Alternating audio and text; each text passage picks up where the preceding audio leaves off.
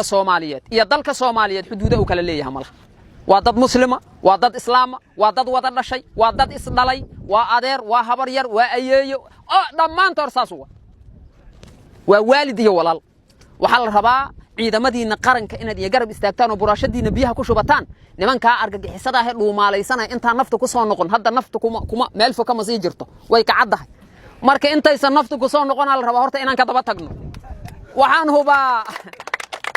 hubaa gadaal hadda rag sabcooleyhan qoryo wadana maanta fadhiya waxa laga yaabaa inay ka fikirayaan inay qor hadaad heli lahayd nimanka waa daba kici lahayd waradeeryaal maanta qoro uma baahno idin mana arkaan waxna ma maqlaan dhagihiina way ka dilaaceen indhahana carra uga jirta ay xabada ciidanku ka gelisay marka hadda daba kacda xataa soo weli ku aragad boqorka ka qaadan kartaa fursad waaye raggaaga marka horta ha uga harin sabcooleeyan ho qoro ma heesdaha uga harin waxa suurtagal midka qoragala intuusan helin adigu soo hesho qori